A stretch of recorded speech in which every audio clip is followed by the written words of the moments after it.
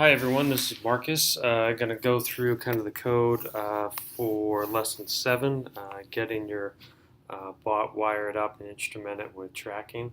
We're actually going to cover a lot of the details in terms of actually getting up and running in this lesson, so bear with. I'm going to kind of drive through some stuff quickly. First, in terms of uTu, when you land on the site, it's a very easy, straightforward login process with an OAuth. I'm just going to use my GitHub handle here. Obviously, I've set up, but this should be pretty painless.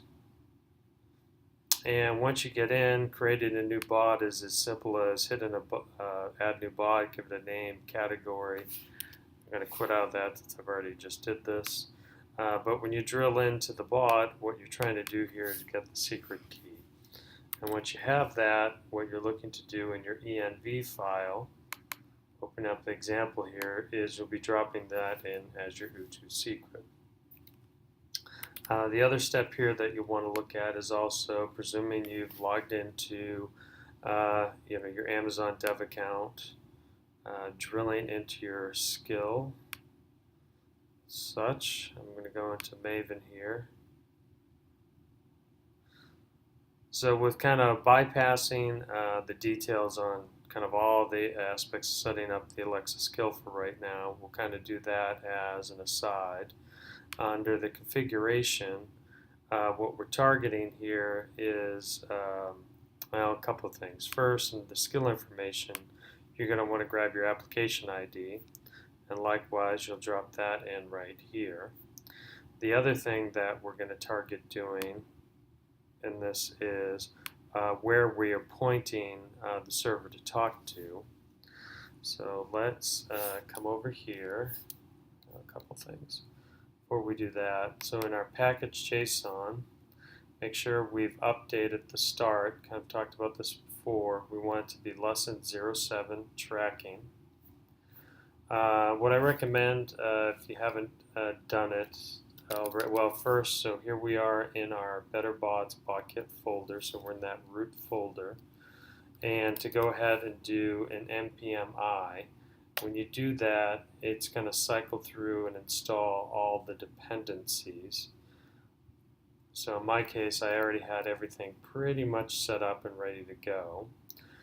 Now, if I type npm run start, this is a little bit of a moment of truth.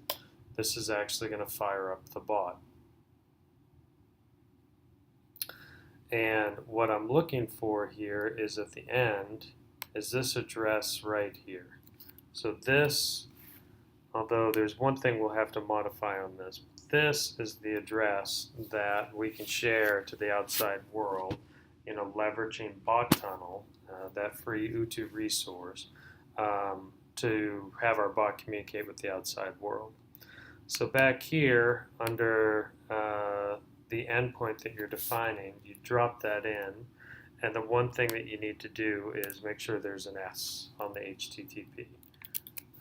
For whatever reason, it doesn't get appended to the console output. Alright, so at this point your bot would be up and running. Let's kind of review some of the code in terms of instrumenting for tracking. So that gets started in with the listener. So the idea here with the listener, whatever you define here, are going to be some things that are universally available when you get into the AI. So in the AI, we're going to look for a very simple kind of tracking component.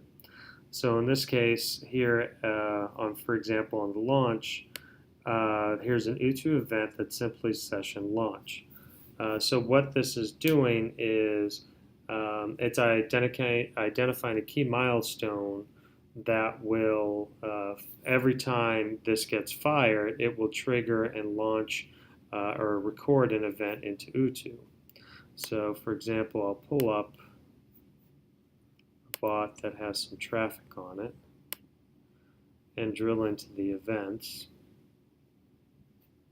And you can see here whether clip categories, message, session launch, clip categories. Every time somebody does something, it's getting logged into the system. So some fairly simple events here that I'm kind of logging, clip categories.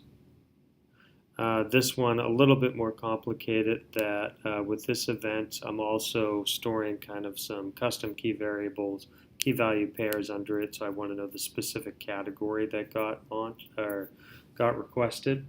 But that's pretty much it on the AI file, just simply using this event to call out things that you're looking to track. It's pretty much one-liners wherever you want to drop them. Now, there is some additional detail going back to the listener now of how we get to that, is that we're setting up some constants that we're going to identify for every single one of those requests or for the event. So for each event, we're going to log, in this case, in a simple mod that's coming from Alexa, the app ID, so the specific Alexa skill that it's coming from. And down below, what we're also going to log here is so this here is specific to BotKit, this idea of the middleware.receive. So it's similar to the on in the AI that it fires every single time. But what we are doing here is we're appending additional data to the specific message, that being the ID of the user handed to us by Alexa, as well as the session ID. So for every engagement with Alexa, it does pass you a unique identifier for the user, as well as the specific dialogue or session that you're engaged with them. And what we're also doing here is setting up, so in the AI, where we're using the event to log the specific event. In this case, we're also using the message. And what this is doing is every raw text that we get from Alexa will get logged as a message. So it's all the detail that they give us. And in a similar fashion on the send, we are recording that outbound message.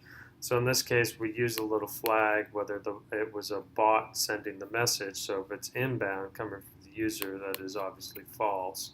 And in terms for something that we're sending going back from the bot, the answer is going to be true. All right, so kind of a whirlwind tour where we've covered setting up a new bot in uTu, grabbing the key, adding that to our environments. Looked at Alexa briefly. We'll come back to the side to go through that configuration later. But with Alexa, grab the app ID, drop that into our environments, went through starting up our bot on our local dev box, going through kind of first making sure we've kind of updated all our npm dependencies, doing npm I, then using npm run start to actually kick the bot off, grabbing the external URL endpoint and uploading that back into Alexa, so Alexa knows where to send the request when it gets them.